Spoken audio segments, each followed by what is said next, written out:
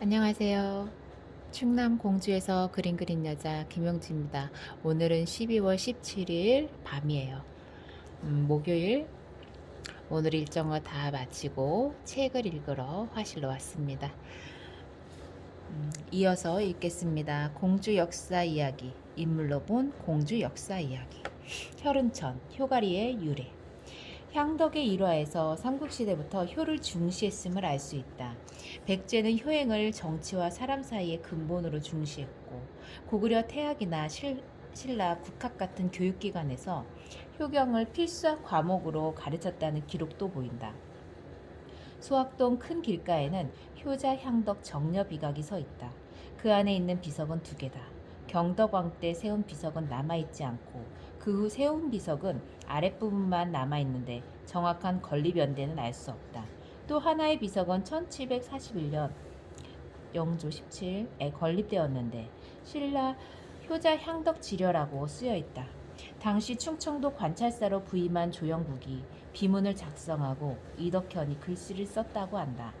조선시대에는 정치적 사회적 규범으로 충효 사상을 보급해 세종 때 삼강행실도, 정조 때 오륜행실도를 간행했는데 여기에도 향덕의 효행 이야기가 맨 앞에 기록되어 있다.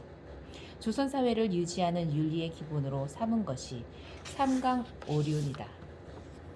특히 삼강은 군신간, 부자간, 부부간 관계의 근본을 가리키는 충, 효, 열로 유교 사회의 기본 덕목이었다. 그 중에서도 핵심은 부모, 자식 간의 효였다. 효가 확대되어 나라와 임금에 대한 충으로 나아갈 수 있다고 봤다. 효행을 강조하고 장려하는 것은 곧 나라의 기본을 세우는 길이었다. 김원창의 난.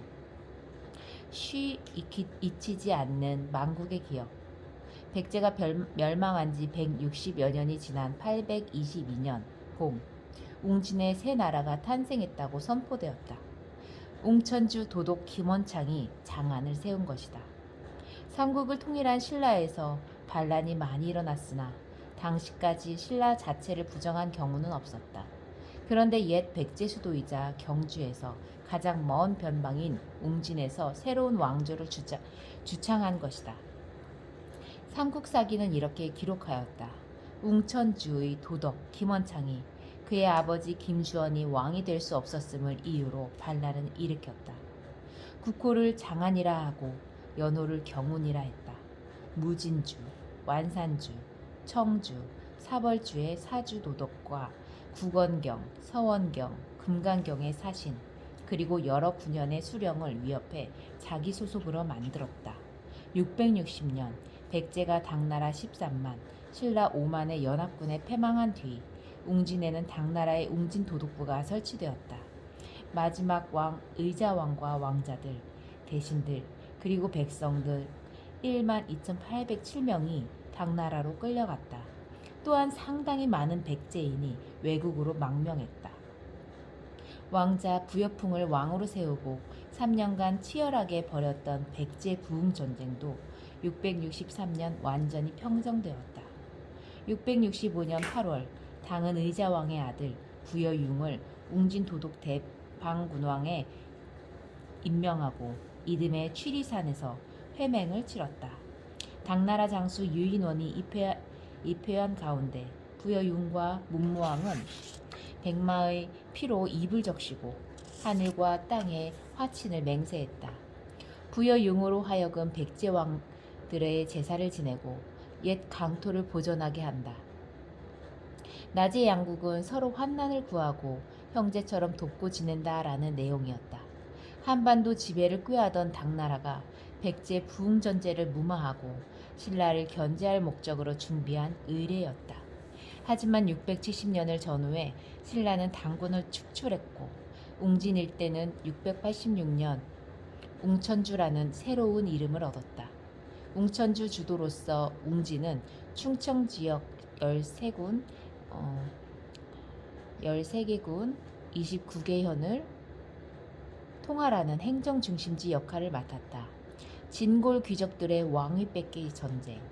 삼국을 통일한 신라는 오랜 기간 통일 전쟁을 치르면서 형성된 긴장이 한동안 유지되었다. 왕은 곧 최고 사령관이었고 신하들에게는 전쟁 기여도를 따져 논공 행상을 했다. 하지만 그로부터 100여 년이 지난 8세기 말부터는 나라의 기틀이 흔들리기 시작했다. 왕위 쟁탈전이 빈번하게 벌어져 무력으로 왕을 죽이고 궁성을 차지하는 자가왕의 계보를 이었다. 조선시대에 이르면 왕이 되지 못한 왕족은 왕위에 대한 꿈을 접고 죽어 지내는 흉내를 내야 했다. 왕의 종친들은 국정 관여가 원천적으로 금지되었다. 하지만 신라시대 진골 귀족들은 고위 관직을 독점했다. 화백이라는 이름으로 진골 가운데 최고 실력자들이 합의해 정치체제를 운영한 것이다. 그런데 문제는 왕이 승계자를 합의하지 못했을 때 일어났다. 왕의 직계 자손이 없거나 후계자의 나이가 어리거나 하면 어김없이 왕위 쟁탈전이 벌어졌다. 제35대 경덕왕이 세 부인까지 들여 얻은 왕자가 8살 어린 나이에 즉위했다. 귀족들 사이에 왕위를 찬탈하려는 역모와 반란이 768년, 770년, 775년에 연이어 일어났다. 결국 780년 일어난 김지정의 반란을 진압하는 과정에서 해공왕이 살해되고 정변을 진압한 김양상이 왕위에 올랐다.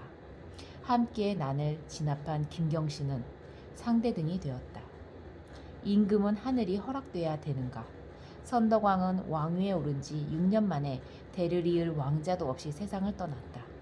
이때 재상 서열에서 가장 높은 상제가 김주원, 그 다음 차제가 김경신이었는데 화백 회의에서 선덕왕의 조카뻘인 김주원이 왕위 계승 1순위로 집약되었다. 왕위에 추대된 김주원이 즉위하려고 궁으로 향하던 날 운명의 장난처럼 물난리가 나서 20리 떨어진 자택에서 궁궐로 바로 오지 못했다. 중도에 있던 알천이 범람한 것이다. 그 사이 김경신이 화백회의를 움직여 왕위에 앉으니 곧 원성왕이다. 이때 김경신 측은 김주원이 궁궐에 당도하지 못한 것에 대해 임금 자리는 하늘이 내리는 것인데 마침 폭우가 내린 것은 김주원이 왕이 되는 것을 하늘이 원치 않는다는 증거라는 논리를 설파했다. 더 치밀하게 준비하고 한 발 빠르게 행동한 김경신에게 왕관이 돌아갔다. 왕위 경쟁에서 어이없이 패배한 김주원은 강원도 명주로 옮겨갔다. 원성왕은 그를 명주 군왕으로 봉하고 강릉, 웅진, 울진, 삼척 지역의 지배권을 인정해 이후 김주원은 강릉 김씨의 시조가 되었다. 김주원의 아들인 김원창, 김종기도 중앙과 지방의 요직을 두루 거친 것을 보면 원성왕은 자신의 라이벌에게 치졸한 정치 보복은 하지 않은 셈이다. 김종기는 아버지를 이어 명주 군왕이 되었고 그 아들 김정연은 상대등에까지 올랐다. 원성왕은 두 아들이 모두 일찍 죽어 장손인 준홍이 왕위를 이어 소성왕이 되었으나 2년을 넘기지 못하고 죽었다. 소성왕의 아들 애장왕이 13세로 왕위에 올랐고 그의 숙부인 김원승이 섭정하게 되었다. 김원승은 그에 만족하지 못했는지 조카를 죽이고 왕위에 올랐다. 골품제의 모순, 지방의 몸부림. 785년 눈앞에서 왕위를 경쟁자에게 내준 김주원의 아들 김원창은 중앙과 지방의 관직을 거치며 실력을 쌓았다. 그가 어떤 계기로 어떻게 반란을 꿈꿨는지는 알 수 없다. 다만 이 시기는 왕권이 안정되지 못하고 중앙정계가 시끄러운 탓에 백성들의 삶도 위협받던 때였다. 헌덕왕 6년부터 13년까지 매년 기근이 반복되었다. 앉아서 굶어 죽을 수 없었던 농민들이 도적대로 변해 들끓었고 옛 백제 지역에서는 815년에 농민 봉기가 일어나기도 했다. 하지만 이를 해결하려는 왕의 의지도 미약했고 지방은 호족 세력이 사실상 분할 통치하고 있었다. 신라의 골품제 또한 커다란 모순으로 작용했다. 육두품 이하는 능력이 뛰어나도 승진할 수 없었고 지방인들은 중앙에서 파견된 관리들의 보조 역할에 그칠 뿐 중앙직에 진출하는 길이 봉쇄되었다. 김원창은 무진주 도독을 거쳐 집사부 시중을 지낸 후 816년 청주 도독, 821년 웅천주 도독에 임명되었다. 이렇듯 여러 지방의 책임을 맡아 순회 근무하면서 중앙의 통제가 제대로 작동하지 않는 지방사회의 실상을 잘 알고 있었다. 822년 1월 조카인 애장왕을 죽이고 왕유된 헌덕왕이 자기 동생 김수종을 부군으로 삼아 후계 구도를 확정하자 마침내 김원창이 일어섰다. 그가 봉기한 웅주는 5대 64년간 백제의 왕도였고 신라에 복속된 후에도 웅진 도독부와 웅천주의 치소를 놓았던 요충지였다.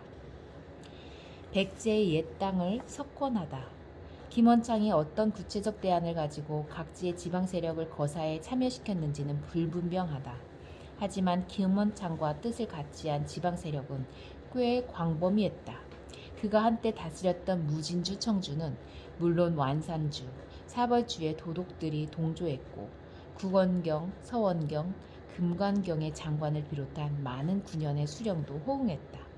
지방의 절반이 중앙에 반기를 들 정도로 호응이 컸다.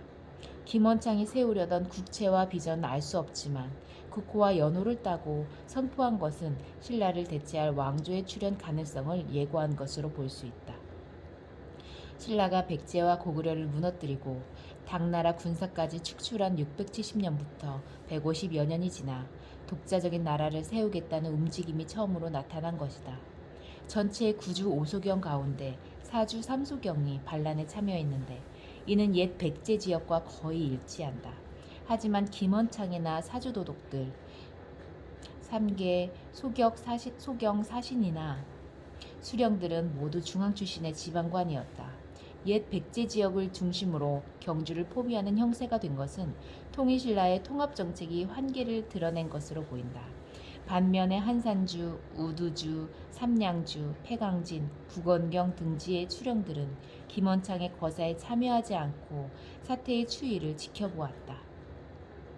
헌덕왕의 중앙세력은 왕경의 팔방을 굳게 지키는 한편 진압군을 편성해 출정했다. 김원창 군은 도동현에서 중앙군의 첫 패배를 당하고 보은의 3년 산성과 속리산에서도 심각한 패배를 당했다. 이어 성산에서도 맥을 못 추고 괴멸되었다. 김원창은 승승장구하는 진압군을 웅주 부근에서 맞아 싸우다가 크게 패하자 공산성 안으로 후퇴해 열흘가량을 버텼다. 마침내 진압군에 함락되기 직전 김원창은 스스로 목숨을 끊었다. 삼국사기에는 종족과 함께 이를 도모했던 무리 239명을 잡아 죽이고 그 백성을 풀어주었다 라고 기록했다. 1개월 만에 진압된 김원창의 나는 아버지가 왕이 되지 못한 내 불만을 품고 일으킨 반란으로 기록되었다. 구사일생으로 살아남은 그의 아들 김범무는 3년 후 경기도 여주 고달산에서 군사를 일으켜 한산주를 공격하다가 실패해 죽임을 당했다. 훗날 웅주를 찾은 고운 채취원은 김원창의 난을 회고하며 시를 남겼다. 띠처럼 두른 강과 산은 그려서 만든 듯한데 아 지금은 벽난도 사라져 고요하네. 음산한 바람 호련히 불어 거친 물결 일으키니 아직도 생각나네. 그때 싸움터의 북소리. 신라 멸망의 전조가 시작되다. 김원창의 난 이후 얼마 지나지 않아 장보고의 난을 일으켰다. 괄시받던 지방 호족들이 왕권에 도전하는 시대가 된 것이다. 골품제라는 철저한 신분 제도를 바탕으로 중앙 세도가들만이 왕위를 서로 쟁탈하는 모순된 구조의 결과였다. 청해진을 배경으로 군사력과 재력을 함께 갖춘 장보고는 신무왕과 그 아들 문성왕 대에 정권의 실세가 되었으나 점차 밀려나게 되었다. 섬사람 평민 출신이라는 것이 이유였다. 결국 846년에 무력 행사를 도모하다가 정권 측의 역공작에 넘어가 자객에게 암살되었다. 장보고를 어렵게 제거한 중앙정부는 청해진을 폐쇄하고 주민들을 내륙으로 이주시켰다. 중앙 진출을 꾀하던 해상 세력, 상인 세력의 등장을 막아내고 귀족 중심 사회를 지켜낸 데 성공한 것이다. 822년 웅천주를 중심으로 신라의 절반이 들고 일어난 김원창의 난을 진압한 지 20여 년 만이다. 선덕왕이 임기를 시작한 780년부터 935년 고려에 복속될 때까지를 신라의 하대라고 하는데 그 사이 왕이 20명이나 되어 평균 재임 기간이 7년 정도에 불과했다. 그중 4명이 구테타로 피살되었다. 특권 계층의 생활은 사치와 방탕이 심했고 부정부패로 국기가 문란했다. 때는 바야흐로 새로운 왕조의 출현이 불가피한 것처럼 보였다. 후 고구려를 건국한 궁예에 이어 견훤이 후 백제를 건국한 것은 김원창의 난이 있은 지 70년 뒤였다. 후 삼국 시대가 시작된 것이다. 경북의 호족이었던 견훤은 892년 자신이 근무하던 전라도 순천에서 구월기에 광주를 점령하고 900년에는 지금의 전주를 도읍으로 백제를 세웠다. 삼국사기에 따르면 견훤은 나당연합군에 멸망한 백제 의자왕의 숙분을 서륙하겠다라는 대명분을 내세웠다. 왕건이 훈요 10조를 남긴 까닭은 918년 왕건이 강원도 철원에서 고려를 국호로 개국했다. 5일째 되던 날 웅주 출신인 마군 장군 화선길이 왕건을 살해하려다 실패했다. 그로부터 9일 뒤에는 웅주에 주둔한 마군 대장군 이은암이 모반 혐의로 참수되었다. 화선길과 이은암은 왕건에게 살해된 궁예의 핵심 세력이었다. 이후 웅주는 백제의 영광 부활을 내세운 견훤에게 자연스럽게 넘어갔다. 운주 등 충청 지역 10여 곳도 함께했다. 왕건의 고려와 견훤의 후백제가 각축하던 때를 살펴보면 차령 이북의 천안이나 당진 예산은 고려 영역이었고 차령 이남의 공주 논산은 후백제 땅이었다. 후백제는 고려를 채북단 기지로 삼았다. 927년 4월 왕건이 직접 군사를 이끌고 웅주를 공격했으나 성공하지 못했다. 백제의 고도를 지켜내려는 기세는 만만하지 않았고 웅주는 외부에서 쉽게 무너뜨릴 수 없는 곳이었다. 견훤이 경주를 들이쳐 포석정에서 경혜왕을 죽인 뒤 경순왕을 세우고 돌아올 정도로 기세가 셀 때였다. 하지만 934년 고려군이 운주에서 대승을 거두자 웅주를 포함한 인근 30여 성이 고려에 복속되었고 이듬해 3월 견훤이 아들 신검에게 축출되면서 후백제는 운을 다하게 된다. 왕건의 행적과 관련해 공주사람 이도가 등장한다. 태조가 남쪽을 정벌할 때 홍수로 범람한 금강을 건너도록 힘써 도와 노도라는 이름을 내렸다고 한다. 왕건이 공산전투에서 견훤에게 크게 패한 태조 10년의 일로 추정된다. 이도는 벼슬이 태사 3중대광에 이르렀고 전의 이씨로 시조가 되었다. 이때 건넜다는 나루는 장기 때 나루일 가능성이 많은데 인근 심옥동에서 문중의 묘소가 있다. 치열했던 후삼국의 통일전쟁은 후유증을 남겼다. 왕건이 세상을 떠날 때 구술했다는 훈요 10조의 제8조가 그렇다. 이 기록의 진위를 명확히 따질 수는 없으나 고려 왕조를 세운 주역들의 정서를 어느 정도 반영한 것으로 볼 수 있겠다. 차연 이남과 공주강 밖은 사냥과 지세가 모두 배역하였으나 인심도 역시 그러하다. 그 아래 고을 사람들이 조정에 참여해 왕후 국척과 혼인해서 나라의 정권을 잡게 되면 국가를 변란에 빠뜨리거나 통합당한 백제의 원망을 품고 임금이 거둥하는 길을 범의 난을 일으킨 것이다.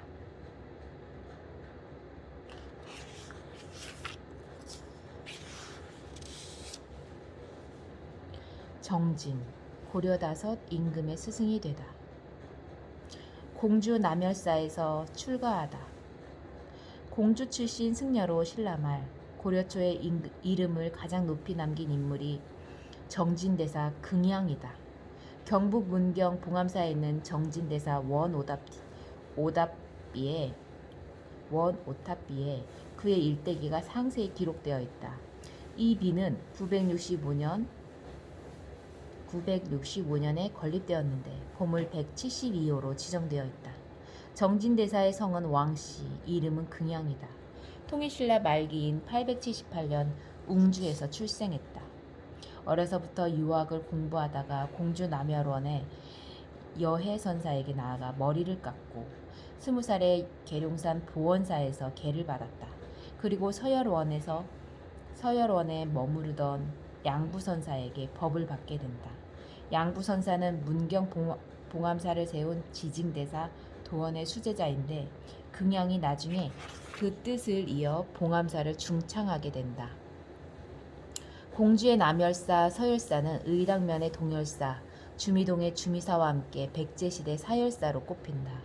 동서남북 방위별로 바위 동굴을 갖춘 불교 사원이 있는 곳은 공주뿐이다. 당나라에서 24년간 유학. 긍양은 23세가 되는 900년 당나라로 유학을 떠났다. 신라는 무열왕, 문무왕 때에 당나라의 원조를 받아 삼국을 통일한 후 불교가 극히 융성했다. 당시 학식이 높은 승려들은 대부분 당나라에 가서 불법을 공부하고 돌아왔다. 당나라는 7세기에서 9세기까지 세계 최고의 문화 선진국이자 강대국이었다. 신라의 승려들은 각국에서 온 유학생들 가운데 가장 많은 수를 차지했고 제일 우수한 인재들이었다. 긍양은 석상 경제의 수제자인 곡산사의 도연선사 문화로 들어갔다. 그는 도연의 제자들 가운데 긍양을 능가하는 이는 없다라는 말을 들을 정도로 열심히 돌을 닦았다. 이후 중국 오대산과 운계산 등 여러 곳에 고차를 찾아 고증들과 법담을 나누고 수도를 계속했다. 그는 유학을 떠난 지 24년이 지난 924년에 귀국했다. 이미 학승이자 선승으로 이름이 높았는데 스승 양부선사가 있던 강주, 백엄사에서 불법을 펼치기 시작했다. 그가 귀국한 때는 왕권과 견원 간의 전쟁이 치열했던 후삼국 말기에 해당한다. 927년 견원은 신라의 수도 경주로 서들어가 경혜왕을 죽이고 경순왕을 세웠다.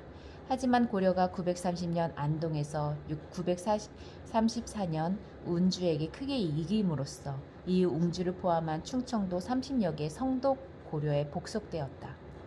935년 신라 경순왕이 고려에 투항하고 이듬해 후백제까지 무너져 후삼국은 고려가 통일하게 되었다. 문경 희양산 봉암사 재건. 이렇듯 어지럽게 돌아가는 세속을 떠나 긍양이 머무르던 백엄사에는 그에게 배움을 청하는 사람들이 수없이 찾아왔다.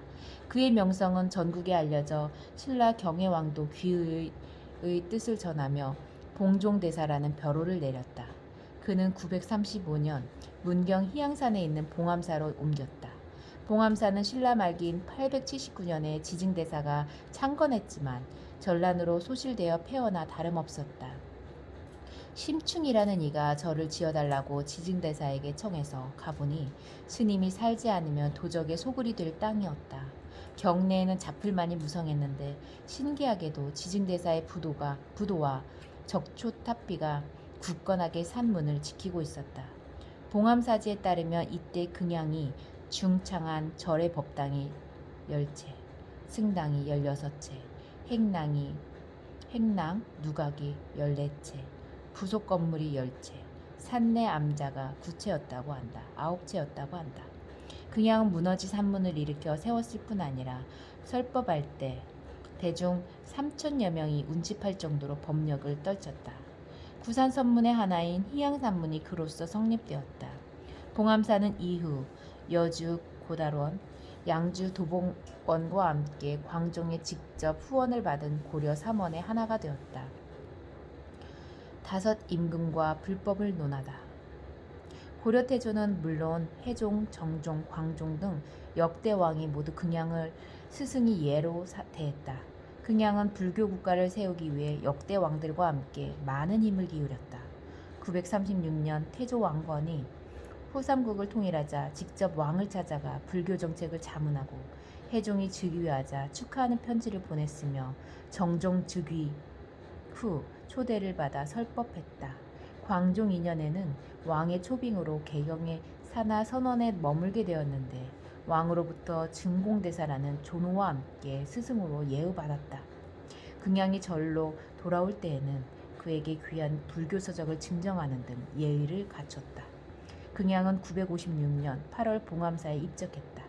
향년 79세, 범납 60세였다. 그를 희양산의 화신보살로 추앙하던 광종은 정진대사라는 시호를 내리고 그의 초상을 그리게 했다.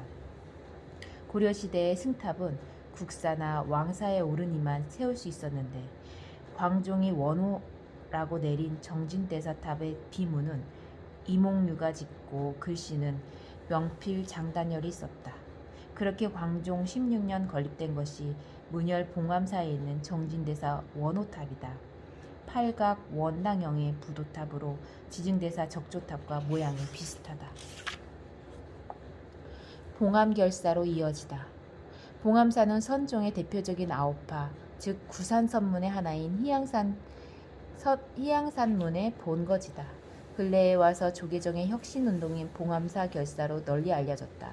1947년 동안고 때 청담, 설청 등은 이 절에서 결사정진에 들어갔다. 일제강점기 45년 동안 일본 불교의 침투로 오염되고 변질된 불교를 개혁하기 위한 운동이었다.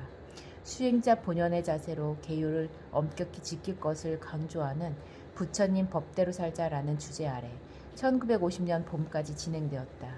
이때 결사에 함께한 승려 27명 중에 종정이 4명, 총무원장이 7명 나왔고 그 이념은 지금까지 존중되고 있다.